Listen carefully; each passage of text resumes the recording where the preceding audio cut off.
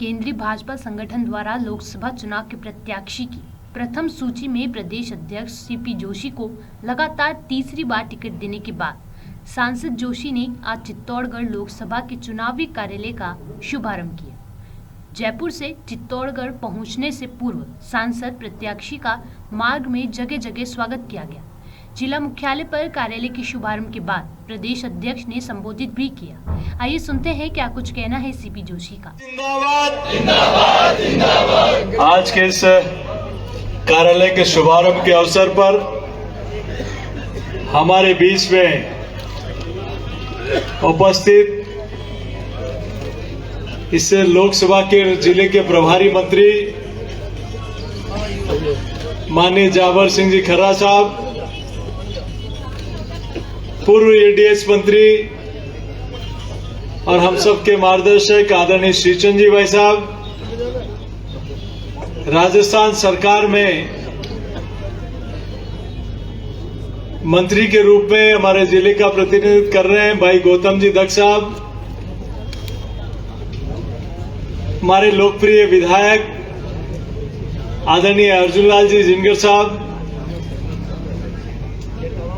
माननीय सुरेश जी धाकड़ साहब, वल्लभ नगर के विधायक माननीय उदयलाल जी डांगी, पिथलिया जी, उदयलाल बडाना जी, हमारे पार्टी के यशस्वी जिलाध्यक्ष माननीय मिठूलाल जी जाट साहब, चंद्रगुप्त सिंह जी, गोपाल कुमावत जी, जिला प्रमुख जी, पीछे देख लो कोई नाम, माननीय सेठिया साहब, हमारे आनंद जी, हमारे मिथिलेश गौतम जी जो प्रदेश के मंत्री हैं, हमारे झालावाड़ के माननीय विधायक महोदय बारा के, और यहाँ उपस्थित सभी, ये हमारे सरल और सरल स्वभाव के ऐसे विधायक हैं जो हमेशा से संगठन के काम को प्राथमिकता देते हुए काम करते हैं, और सभी हैं, लेकिन ये इनकी सादगी हमेशा उस जिले में प्रभावित करती है। मंचासीन सभी हमारे पार्टी के कावड़िया जी बैठे हैं, सभी नाम, सभी पार्टी के ज्येष्ठ और श्रेष्ठ हमारे नेतागण और इस लोकसभा के संयोजक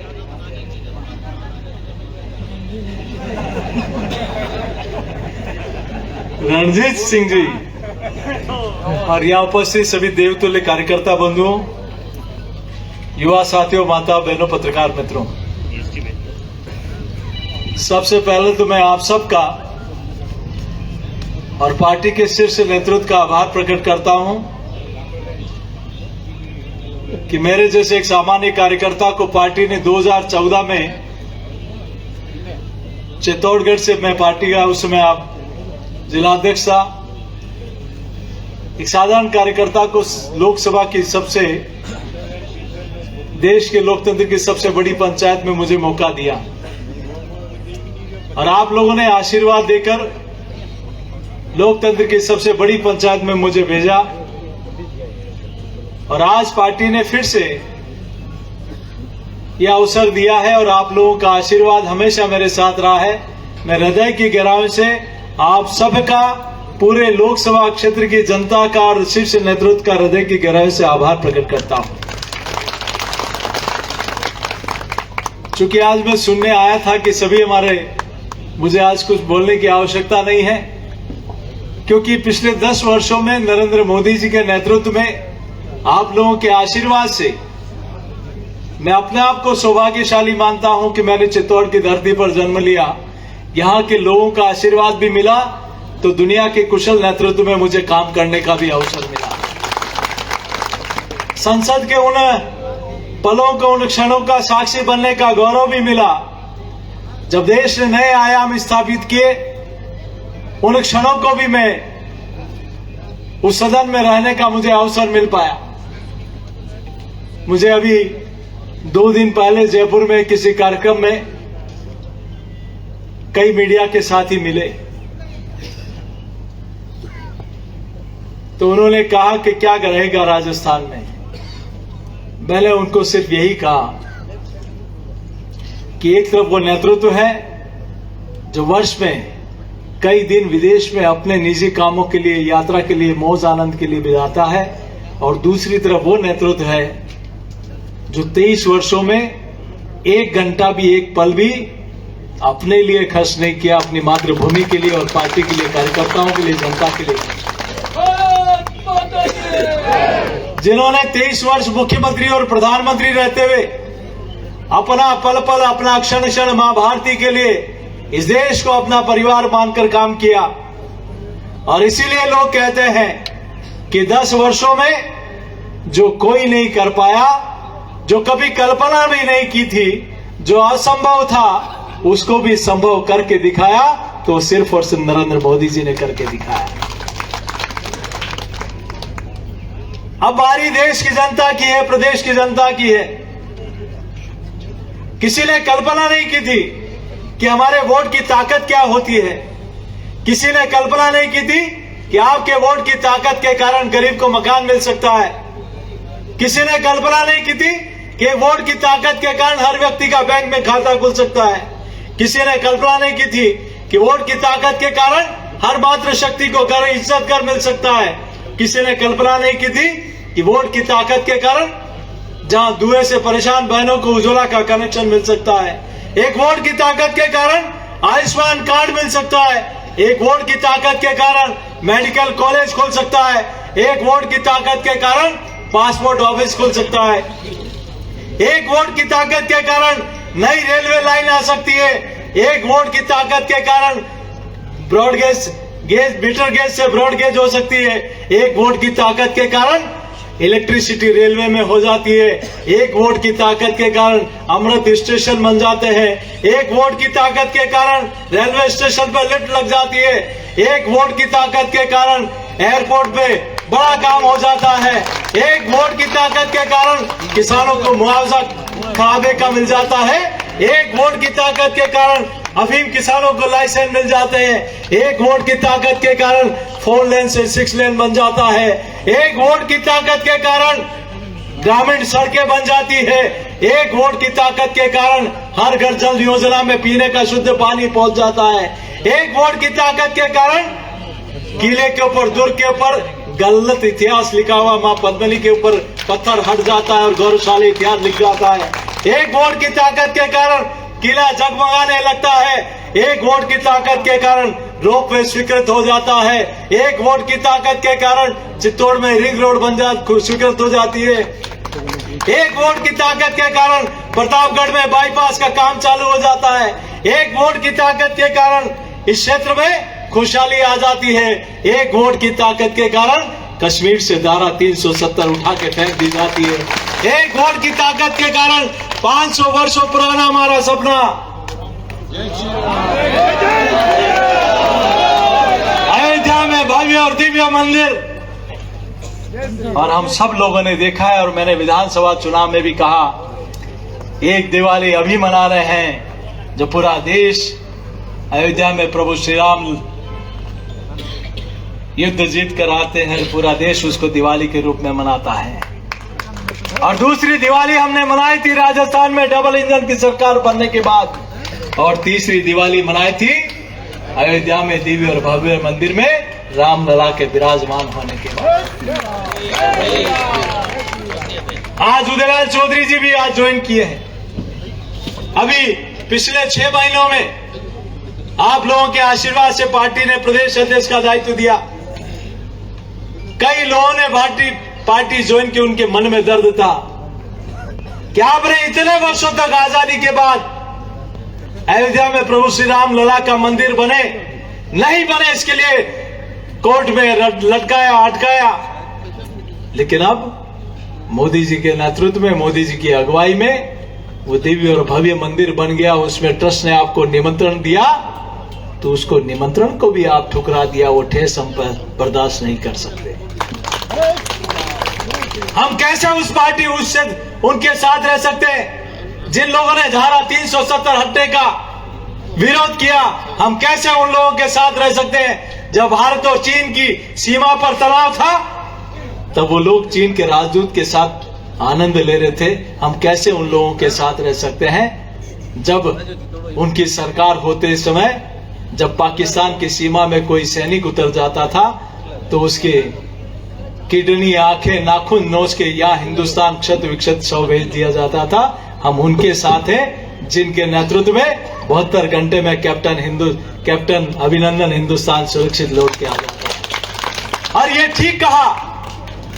मैं भी सभी से हाथ जोड़कर आग्रह करता हूं कि नरेंद्र मोदी जी के नेतृत्व में देश नहीं दुनिया, कोई जमाना था तब दुनिया की तरफ हम देखा करते थे, लेकिन जमाना बदला है। आज दुनिया भारत और भारत के प्रधानमंत्री की तरफ देखती है, उनका अनुसरण करती है। अब जमाना बदला है। कोई जमाना था तब हम फ्रेजाइल इकोनॉमिक में, कमजोर अर्थव्यवस्था में हिंदुस्तान आता था। अब जमाना बदला है तो दुनिया की 5वीं सबसे बड़ी अर्थव्यवस्था हिंदुस्तान बना है। और मोदी जी के तीसरे कालखंड में भारत दुनिया की तीसरी अर्थव्यवस्था बनेगा, ये मोदी जी की गारंटी है। इसलिए मेरा आप सबके चरणों में इतनी प्रार्थना है। मैं 3 बातें आपसे मांगता हूं कि लोकसभा चुनाव तक जब तक मतदान नहीं हो, ये लाभार्थी संपर्क अभियान चल रहा है, हर घर तक, हर व्यक्ति के पास हम लोग पहुंचने का काम करें।